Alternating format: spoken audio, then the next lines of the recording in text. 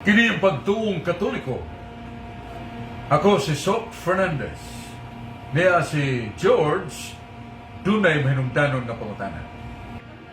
Ang Diyos miingon, dumtan ko ang buhat sa mga dautan. Salmo 101, versikulo 3. Apong pangutana, dili di ay pasiluon sa Diyos ang daghan og mga sala? Ang atong ikatubag ni George, gingon nga God gravely hates sins, but not the sinners. Nga gidumtan pag-ayo sa Diyos ang sala, pero dili ang makasasala.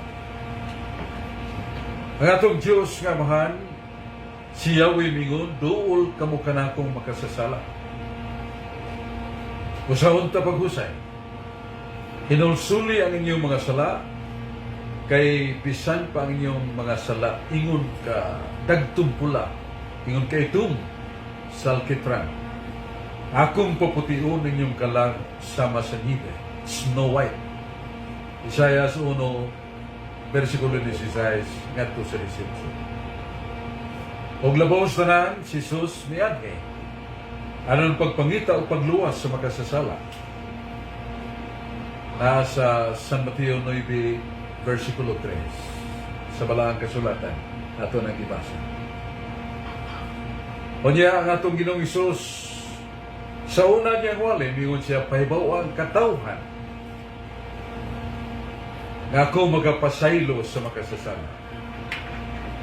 O tunay prueba, katong babae na nagbaligya siyang dugo, ipuy-an og 7 ka demonyo, sa diha nga mituong bidawat siya ni Jesus, nangayo pasaylo.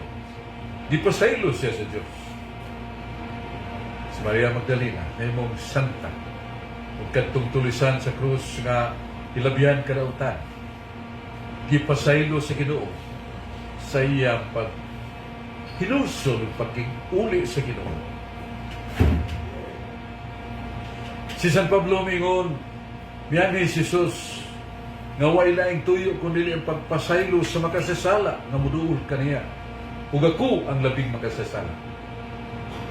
Unsay buhaton natong makasasala naon iyang pasayloon?